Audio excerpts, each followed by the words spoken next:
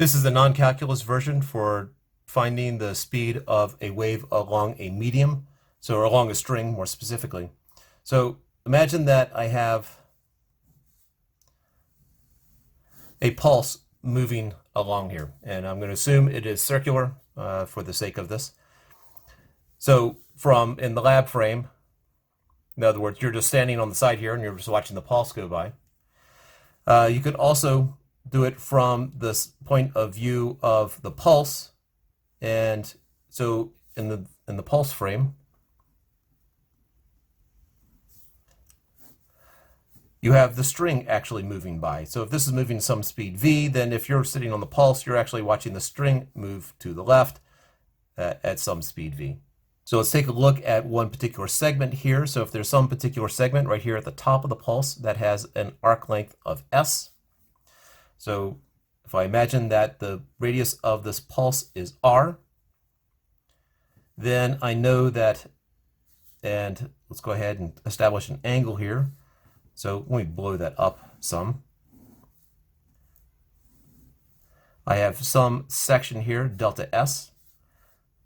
I have splitting it right down the middle where that's the peak of the pulse, where this is theta and that is theta. And I have some radius r here of the pulse. Then I know from basically the arc length relationship with the radius that the arc length is equal to the radius times the angle, which is 2 times theta. Now, if we take a look at the forces involved here, because we have this thing that is traveling in a circle here. From the pulse's point of view, the string is traveling in a circle, so we have centripetal motion, so it would be helpful to find the forces involved. So at the peak of this semicircle here, I have tension acting on it. And that's a horizontal line there. So this angle makes an angle theta. Theta is a tiny angle because if you're at the peak here,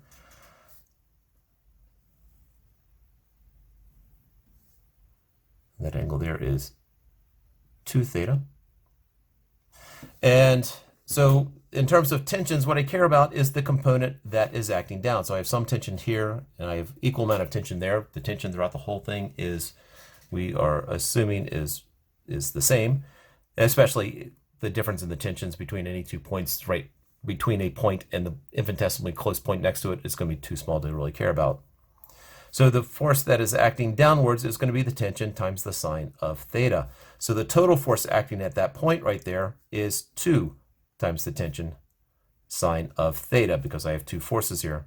And that should be equal to mv squared over r.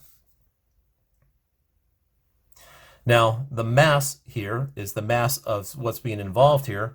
Well, it's the mass that is within this arc length here. So I care about what is the mass of this.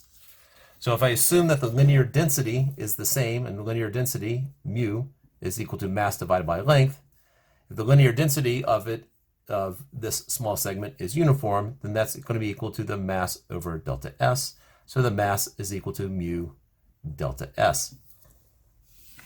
If I now take that and I plug into here, so I have 2 times the tension times the sine of theta is equal to mu delta S v squared over r.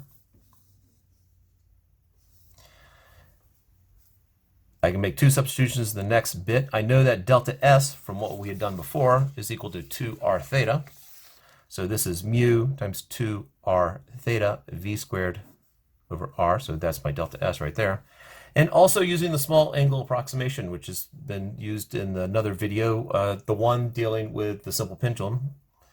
And so this is equal to 2 times the tension times the theta, that these values are so close, especially if you're dealing with a circle and you're looking at some tiny little section of string above it. That is a really small angle. This is completely legitimate. And so now we can cancel things out. The 2 cancels out, the r cancels out, theta cancels out, and what I'm left with is that the tension is equal to mu v squared. And so v is equal to the square root of the tension over mu.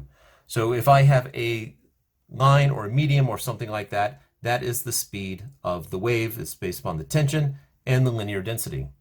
So in the case of a whip, if the linear density gets smaller, as that's the reasons why it tapers off, or from camera's point of view, why it tapers off, linear density drops, the speed will increase.